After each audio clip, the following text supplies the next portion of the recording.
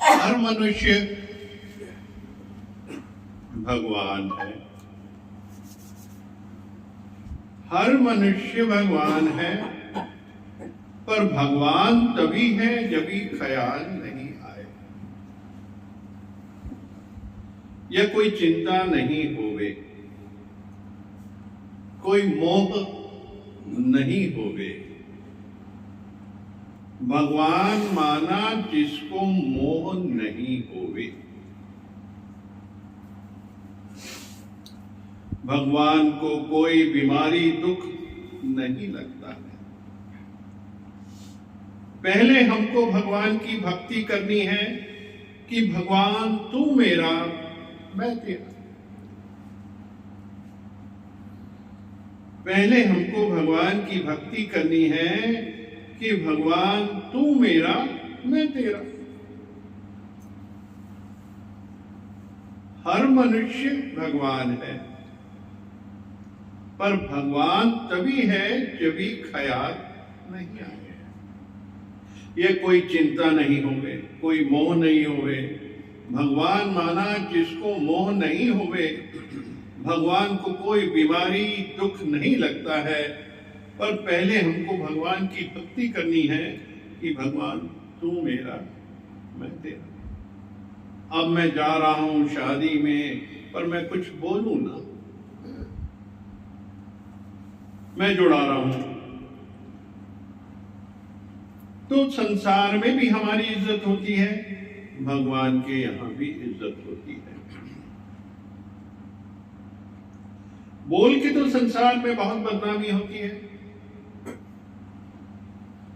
किसी को कुछ बोलो अच्छा नहीं लगता है, पतंग पलंग में टांग फंसती है, वहां से छुड़ाना सरल है, पर दो मनुष्य के बीच हमने टांग फंसा दी तो फंसेंगे ही ना, हम ही फंसेंगे। तो भगवान पाने के लिए हमको देखना है कि हमको और कोई इच्छा नहीं करनी है, ये हो जाए वो हो जाए। जब मेरे बच्चों की शादी होनी होगी, हम कोई कामना नहीं करेंगे। हर एक संसार में आया है, उसको खुद अपनी इच्छाएं हैं। हम क्या कामना करें, हम क्या इच्छा करें? वो खुद ही चाहेगा कि हम माया में जाएं। हम क्या सोचें, सब प्रकृति ऑटोमेटिक चल रही है, पर जो उनकी डेस्टिनी होगी वही होगा। हम क्या कर सकेंगे? हम कुछ कर सकते हैं क्या? उनके जो मस्तक पे लिखा है वही होगा। राजा अपनी बेटी की शादी पैसे वालों से कराता है, पर वो सारा पैसा शराब पीकर जुआ खेल के कमा देता है। राजा फिर पैसा देता है, पर देखता है उसने फिर कमा दिया। नहीं नसीब में तो क्या करेंगे? नसीब को थोड़ी बना सकता है राजा, पर हम अपने दिमाग को शांत करें।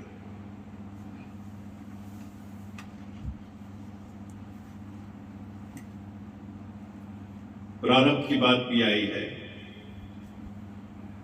डेस्टिनी की बात आई है। भगवान के स्वरूप को उन्होंने डिपिक्ट किया है साईं भगवान ने, कि भगवान का तात्पर्य, भगवान माना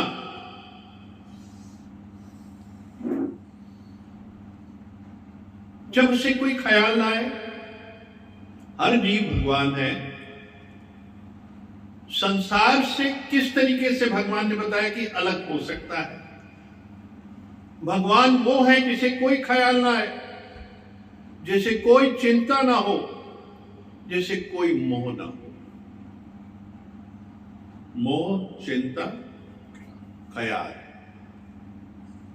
क्योंकि संकल्प में सृष्टि है। संसार संकल्प से चल रहा, विचारों से, भाव से, भावनाओं से।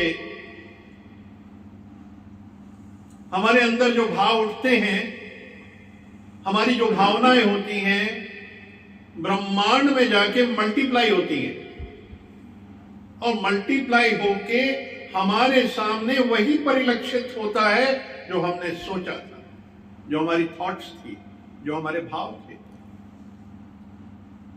अगर हमारे घर में कुछ हो रहा है उसका कारण भी हम हैं, हमारे मोहल्ले में अगर कुछ हो रहा है उसके कारण भी हम हैं, संसार में अगर कुछ हो रहा है उसका कारण भी हम ही हैं।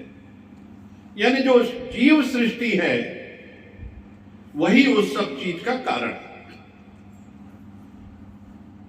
जीव भाव, क्योंकि जीव भाव जो है वो जो संकल्प है ब्रह्मांड में मल्टीप्लाई होता है। हम एक खबर देख लेते हैं, एक न्यूज सुन लेते हैं, हजारों लाखों करोड़ों लोग न्यूज को देखते हैं और दिन भर उसकी चर्चा करते हैं।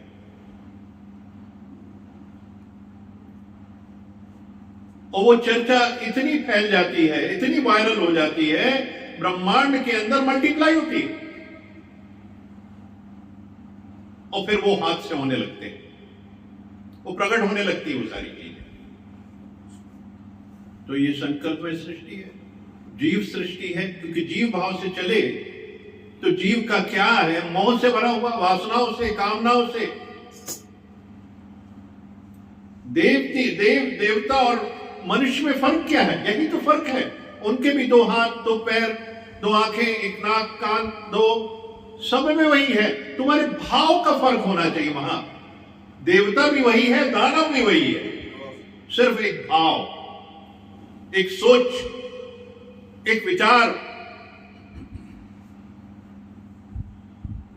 तो विचारों को संयमित करें। भगवान यही समझाना चाह रहे हैं कि जो तुम्हारे संकल्प हैं, तुम्हारे जो विचार हैं, शुद्ध, पवित्र और समता से भरे हुए होने चाहिए। समानता सब में चाहिए। क्यों? हर एक जीव जिसने धरती पे जन्म लिया है वो अपनी प्रारंभ से आया, यानी उसके पिछले जन्मों के जो कर्म हैं उस वजह से शरीर मिला और यहां आके उसका कर्मों का भुगतान करना है। सबसे ज्यादा कर्म पत्नी से, बेटियों से, बेटों से, दामादों से और जो हमारे नजदीकी रिश्तेदार हैं, सबसे ज्यादा जन्मों के कर्म उनके साथ हैं। हमें उनके साथ कर्मों से भुगतान करना है। वो कैसे? जब हम उनको भगवान जानेंगे और उनमें भगवान प्रकट करेंगे। एक तो भगवान जानेंगे, फिर अपने भाव से भगवान प्रकट करेंगे, समता लेके आएंगे, समानता लेके आएंगे, दुर्विचार नहीं होना चाहिए और इक्वालिटी, सबके सामने बराबर नजर से देखना चाहिए कि ये भी वही, ये भी वही, वो भी वही, सब भगवान है, सिर्फ विचारों का फर्क है। तो विचारों को जब हम भगवत भाव से भगवान स्वरूप करेंगे तभी भगवान स्वरूप होगा। इसका बदलाव तो वही कर सकता है जो सत्संगी है।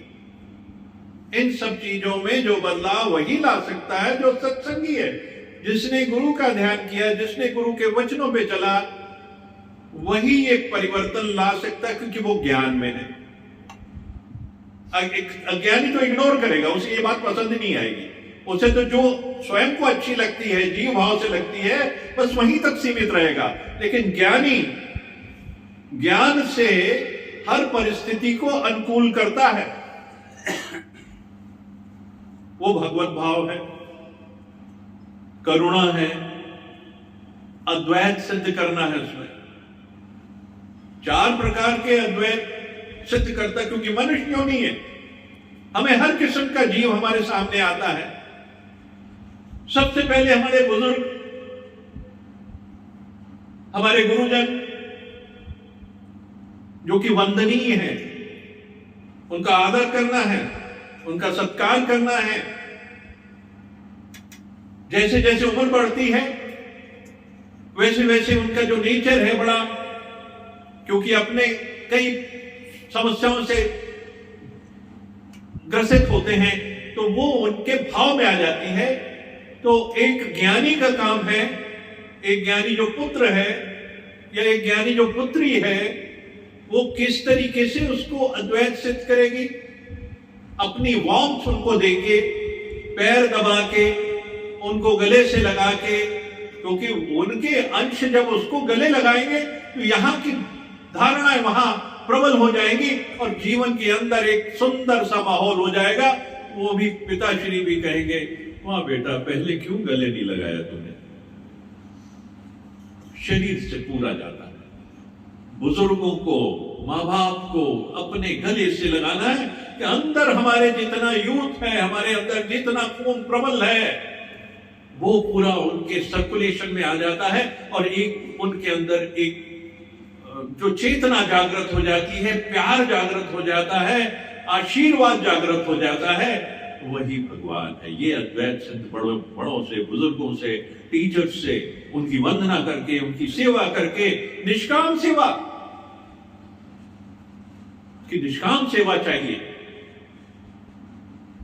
और जो हमसे छोटे हैं, किसी परिस्थिति के कारण, विचारों के मतभेद के कारण, वहां करुणा होनी चाहिए, सबसे समता होनी चाहिए, एक से कुछ और दूसरे से कुछ नहीं, सबसे समता। यहां मोह की दीवार को गिराना है कि ये मेरा मेरा है, ये मेरा मेरा ही सबसे खतरनाक है मोह, जो गिरा देता है और परिस्थितियां बिगड़ जाती हैं और फिर कहते भगवान मैंने तो ऐसा नहीं चाहा था, मैंने तो ऐसा नहीं किया था। करने वाले हम हैं, हमने बिगाड़ा और फिर हम कहते हैं हम क्यों, हम ही हैं, सब करते हैं जो करते हैं। तो हमने ही सिचुएशन को, जो छोटे हैं गलती करते हैं, उसको संभालना है, हमारा काम है वो, क्योंकि हम ज्ञान में हैं, कितने सालों से ज्ञान में हैं।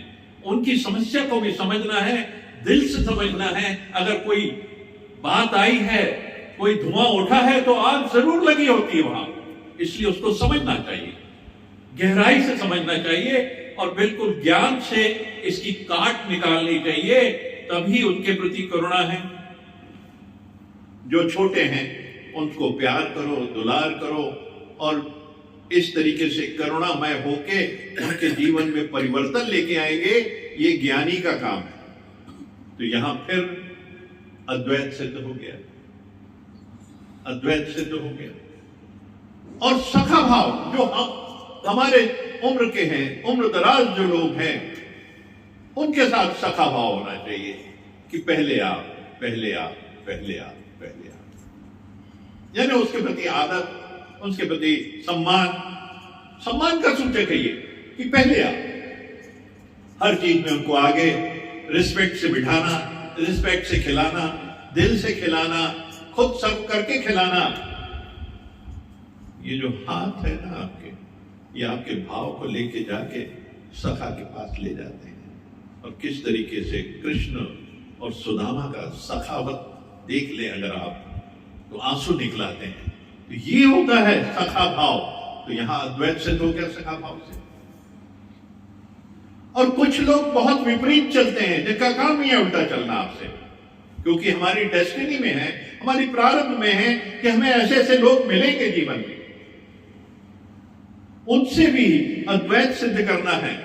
एक सांप घर में आता है, उसको दूध पिलाते हैं और हाथ जोड़ते हैं कि क्या भाई तेरा स्थान तो जंगल में है, तो वहां चला जा भाई। वो भी पी के अपना शांत होकर चला जाता है। ऐसे जो विपरीत चलते हैं हम सबसे, उनसे सखा भाव ये है कि उनको भी हाथ जोड़ दो और अपना रास्ता बदल लो, वहां से उस रास्ते से आना जाना बंद कर दो कि out of sight out of mind. वो हमारे अंदर उद्वेग पैदा नहीं करेगा, हमारे अंदर कुंठा पैदा नहीं करेगा, हमारे अंदर अननेसेसरली क्रिएट नहीं करेगा न्यू सेंस। हम उससे दूर ही रहें तो उत्तम है। ये भी अद्वैत सिद्ध हो गया। ये ज्ञानी समझ सकता है, सिर्फ एक ज्ञानी समझ सकता है। उसे मालूम है कि मैं अगर अपने पद से गिर गया तो मेरे को उठने में फिर वक्त लगेगा बहुत। इसका भी बोध होना चाहिए। जो ज्ञान मार्ग से जो गिरा, उसे फिर नीचे की सीढ़ी से चढ़ना पड़ता, सांप सीढ़ी के जैसा। फिर उतनी ही प्रैक्टिस, उतना मनन चिंतन। इससे पहले हम क्यों नहीं समझ जाए? इससे पहले क्यों नहीं समझ जाए? हम लोग, हमें समझना है, हम सबको समझना है। ज्ञान तो यही कहता है कि तुम संभल के पग रखो, हर स्टेप तुम्हारी सोची समझी होनी चाहिए, वो ज्ञानवत होनी चाहिए। कहां बोलना है, कहां नहीं बोलना, ये भी तय होना चाहिए, और कितना बोलना हो, कैसे बोलना, ये भी होना चाहिए। ये भी अद्वैत सिद्ध करता है, क्योंकि शक्ति शब्दों की होती है। कितने शब्द देते हैं, फिर ये निकलता कि क्यों बोला, क्यों बोला। तीतर की बात आई थी, क्यों बोला, और तीर लगा उसको आके, क्योंकि आवाज हुई और तीर लगा, तो क्यों बोला। ये सारे समझ के पॉइंट्स हैं। आज की वाणी जो है इतनी प्योर है, हमें इंगित करती है कि कहीं ना कहीं हम गिर रहे होंगे, हमें संभालने के लिए आती है वाणी। हमको संभलना है। ये हमारे ज्ञान की बात है, हमारे अंदर की बात है, हमारे गुरु की बात है। गुरु की महिमा तभी है जब हम गुरु के वचनों का पालन करते हैं और गुरु के शिष्यों का ख्याल रखते हैं। तभी हमने गुरु की सही महिमा की और सही मान किया। और हम सबका मान तभी है जब गुरु के वचनों पे चलते हैं, तभी हम भगवान तुल्य हैं, तभी ईश्वर तुल्य हैं। वरना प्रारब्ध तो जीवन में आएगी, क्योंकि भगवान, अगर भगवान है तो बीमार भी नहीं है, चिंता भी नहीं है, मोह भी नहीं है। ये तो सब शरीर को हो रही चीजें। ये शरीर जाने वाला माया है। ये जो भी चीजें हैं ये शरीर की हैं, तो हमको शरीर में लिप्त नहीं होना। हम किसी को पूछने भी जाए बीमारी में तो भजन करके आए, शरीर की चिंता नहीं करनी चाहिए, शरीर की बात नहीं करनी चाहिए, क्योंकि आप वहां पे फिर वही शब्द ले आते हैं जिसकी जरूरत नहीं, और ब्रह्मांड में गूंजेंगी सारी जाके। इसलिए वहां भजन करो, हाथ जोड़ो, ब्लेसिंग करो, परमात्मा को याद करो वहां बैठ के, कि सामने वाले के दिमाग में भी परमात्मा घुस जाए और उसको परमात्मा में डूब जाए, बाकी चीज वो भूल जाए। क्यों करते हम, क्यों गुणगान करते हैं? करता रहूं गुणगान, मुझे दो ऐसा वरदान, मुझे दो ऐसा वरदान। तो गुरु का गुणगान करते चले हर समय, तो हमारे जीवन में उन्नति है, हमारे आसपास वाइब्रेशन वही रहेगी। आप एक किसी चीज पे फोकस करते हो अपने आप को, आपके दिमाग इतना खराब हो जाता है उस फोकस से, वो सारे 24-48 घंटे आपको इतना विषैला कर देती है कि आप चैन से बैठ नहीं सकते। इसलिए मेरा फोकस परमात्मा पे रहे, भगवान पे रहे। हर एक भगवान है, मैं अलग अलग किसी को ना देखूं, सबको भगवान देखूं, और देखते ही मेरे अंदर प्रसन्नता, एक आनंद की स्थिति होगी। भगवान जो कहते हैं मुझे दूर तक आनंद ही आनंद मिले, मैं तेरा ध्यान करूं। भजन ने भी हमको आज रास्ता दिखा दिया, उस ध्यान से हमें दूर तक आनंद मिलेगा। तो आनंद कहां है? हमारे अंदर ही है। वो कैसे है? जब हम ये मोह रहित, चिंता रहित और संसार की व्याधियों से दूर होके चलेंगे, out of sight out of mind करेंगे, जितना फोकस परमात्मा की तरफ चलेंगे उतने हम आनंद में रहेंगे। तो आज जितना भी है, हर जीव को फोकस करना परमात्मा की तरफ और उस आनंद को महसूस करना है। अगर ये वाणी के अंदर कोई भी शब्द हमारे अपने लिए काम का है, तो हम जरूर अपना मनन करें, उसके ऊपर चिंतन करें और उस मार्ग को अपनाएं। और हर समस्या, हर परिस्थिति का हल सारा इस वाणी के अंदर है। इसको हमको समझना है, इस वाणी को बार बार सुने, और कहां मैं गिरता हूं उसको देखें, और मेरे को हर परिस्थिति में उठना है, क्योंकि मैं ज्ञान में हूं और साईं भगवान का मैं फॉलोअर हूं। हमारे गुरु महाराज वो हैं, उनकी महिमा तब है जब हम इनके रास्ते पे चलेंगे, जब हम इनके रास्ते पे चलेंगे, और हम सबको चलना है। वरना आया गया तो हमारे जीवन का ये हो गया कि हम लत्संग में आते हैं, सत्संग में नहीं आते। लत्संग से नहीं आना, सत्संग में आना, सबको आना। हरिओम हरिओम, संतों हरिओम।